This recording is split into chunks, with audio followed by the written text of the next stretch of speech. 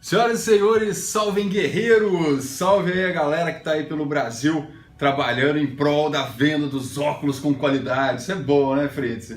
Pô, super perfeito, né? Para quem precisa usar óculos, uma venda com qualidade é essencial. Coisa linda. Eu estou aqui hoje na Repro, ao lado do Fritz, o responsável pela capacitação da galera da Repro. Você entende bastante, então, de lente? Entendo bastante, são 16 anos aí de Caraca. caminhada aí construindo lentes. Nosso objetivo aqui hoje é explicar para vocês um pouquinho da correlação que existe entre a metropia, ou seja, o problema de visão, o formato da armação e como é que o grau, a dioptria ou até mesmo a DNP pode influenciar na hora da escolha de uma armação. Isso tudo tem correlação ou eu estou falando bobeira? Não, tem correlação sim. Acho que uma venda bem casada entre armação, receita do usuário, isso vai trazer um resultado estético muito legal para o paciente. Hoje eu posso traçar um parâmetro médio de dioptria da população brasileira, assim, 1, 3, 2, 15, tem alguma média, assim, algum dado estatístico assim, que fala sobre isso?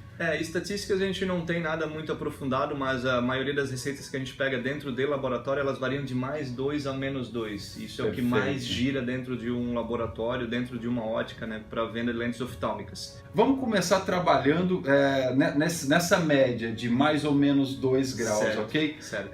A gente também tem uma DNP que dizem que é mais ou menos a média, né? Que é 30, isso? 30 milímetros, exatamente. isso? A DNP é a medida da pupila do paciente até a metade da nasal. A gente trabalha com uma média de 30, mas isso pode ser menos que 30 ou mais que 30. Isso influencia diretamente no tamanho da lente, consequentemente na espessura dela também.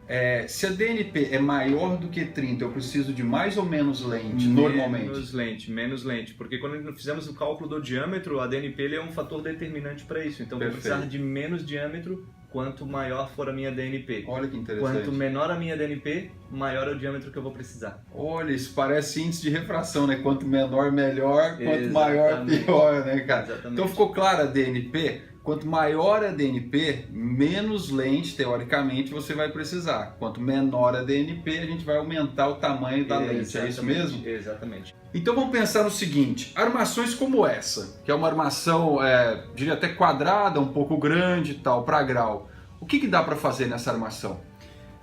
É uma peça grande, né, como a gente pode ver pelo tamanho dela, porém eu vou analisar de duas maneiras aqui. Eu tenho que analisar primeiro a DNP do paciente. Se ele tiver uma DNP 30 ou maior que 30, eu tenho um diâmetro razoavelmente legal. Então eu posso fazer tanto para miopia quanto para hipermetropia tranquilamente, porque o tamanho da lente vai me ajudar a esconder. Perfeito. Para miopia, numa DNP menor que 30, para miopia ele é legal. Por quê? Porque é uma armação que não tem muita curva e a estrutura da peça ela é uma estrutura que tem bastante espaço para a gente estar escondendo essa espessura. Para hipermetropia já me foge um pouquinho, porque eu teria que ter mais curva, a parte estética dela talvez já não ficaria tão legal. No caso desse que ele tem já uma borda um pouco mais arredondada, ele continua funcionando bem para miopia também? Continua funcionando e aqui ele já fica de certa forma mais interessante, porque esse canto arredondado ele me ajuda a esconder um pouco dessa espessura também. Eu não preciso deixar a quina diferentemente dessa peça aqui. Perfeito, ele consegue disfarçar melhor a borda. Exatamente. E quando eu vou arredondando, ele vai aproximando mais da miopia também? Vai facilitando a montagem de uma miopia ou isso não interfere? Vai facilitando porque a parte mais fina da lente de miopia ela é no centro. Então quanto mais arredondada ou menor, mais próximo do centro ou mais próximo da parte fina a gente vai se aproximando. Que legal. Então se eu saio dessas mais retangulares e começo a entrar nessas que tem o formato mais redondo mesmo, no caso desse seria o ideal. Já passo por uma armação mais adequada para miopia. Exatamente, a gente aproveita somente a parte central da lente onde está a parte mais fina. Aí eu pego uma bem pequenininha.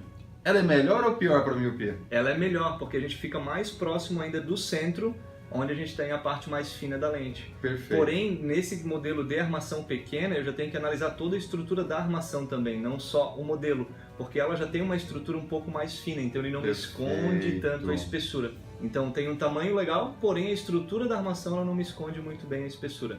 Ou seja, até 2 seria perfeito. Acima de 2, mesmo ela sendo pequena, ela já vai me aparecer a espessura na lente. Por quê? Porque a estrutura da armação não me esconde ela. Perfeito. Nesse caso, então, as canaletas também começam a fazer diferença. Começa a fazer diferença.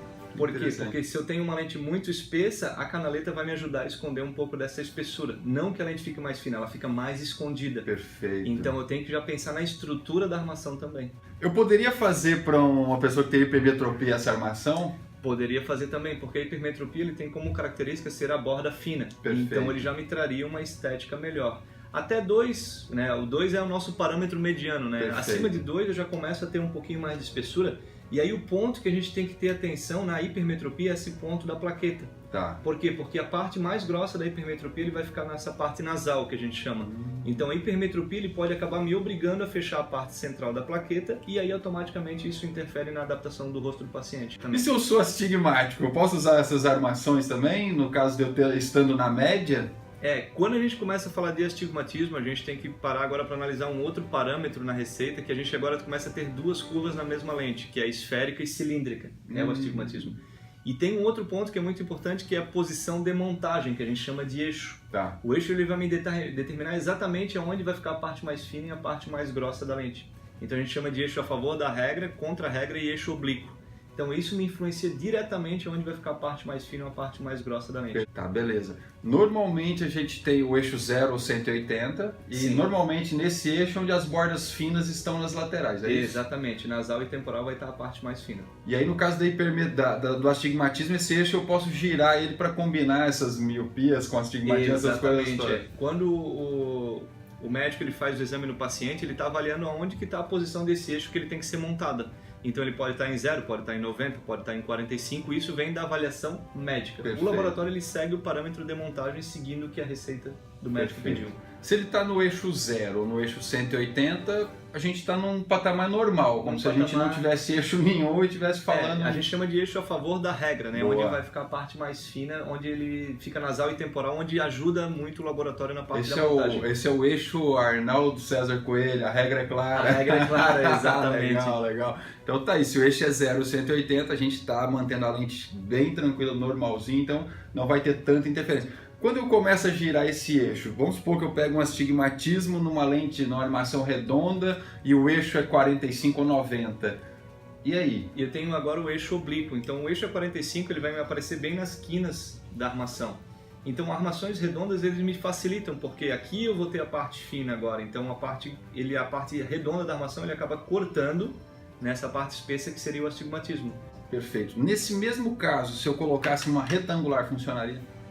Dependendo do tamanho do astigmatismo. A gente tem como parâmetro bom também pra gente o valor até 2. Tá. Então quando o teu astigmatismo ele é acima de 2, ele já não ficaria legal. Por quê? Porque vai aparecer um pouco dessa espessura. Perfeito. Para esse modelo de armação, a minha estrutura dela já me ajuda a esconder um pouco a espessura. Se eu não consigo conciliar a armação, eu tenho que tentar conciliar um índice de refração da minha lente. Ou seja, elevar o índice de refração, porque isso já influencia na espessura também. Ele consegue reduzir a espessura da lente. Exatamente. Se a gente está numa dioptria média de 2, mais ou menos 2, se a nossa DNP está próxima de 30, ok? Certo. E se a gente tem miopia ou hipermetropia ou astigmatismo, tanto a retangular, quadrada, quanto a redonda, quanto, por exemplo, essa que é um pouco mais retangular mesmo, né? A altura bem menor, que é uma armação mais reta, até com um caráter mais esportivo, mas é base 6, funcionaria? Funcionaria perfeitamente, né? A gente só tem que cuidar sempre dos modelos de armação, né? Curvas relacionadas à dioptria e o astigmatismo, a posição do eixo. Num caso de um eixo a favor da regra de 0 a 180, a parte fina vai aparecer aqui, então ele acaba não me interferindo tanto na estética da lente, né? Só cuidaria do modelo da lente ou do índice de refração da lente, que teria que ser um índice de refração mais elevado, devido à estrutura da lente. E se eu pegar isso aí e colocar um eixo de 90 aqui, astigmatismo aqui, já não vai ficar legal? Já não fica legal, porque a 90 a parte mais fina fica em cima e embaixo. Teoricamente, exatamente, a parte mais grossa agora vai para nasal e temporal, é onde realmente aparece mais a espessura no rosto do cliente. Perfeito. No caso de um míope ou de uma pessoa que tem hipermetropia, nessas médias, essa aqui funcionaria? Funcionaria.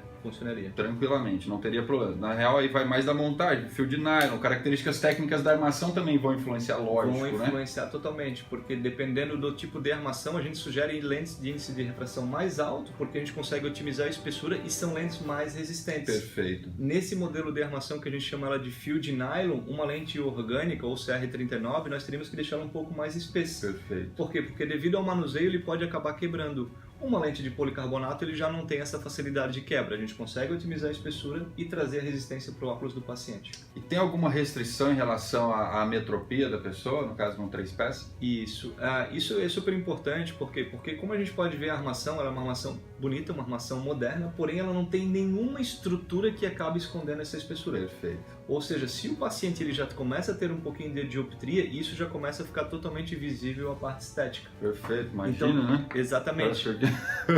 Essa lente aqui, né? Exatamente, esteticamente Perfeito. isso não fica legal. Então, a gente sugere armações de parafuso, geralmente quando o paciente tem até mais ou menos um. Por quê? Porque a espessura da lente não é tão perceptível.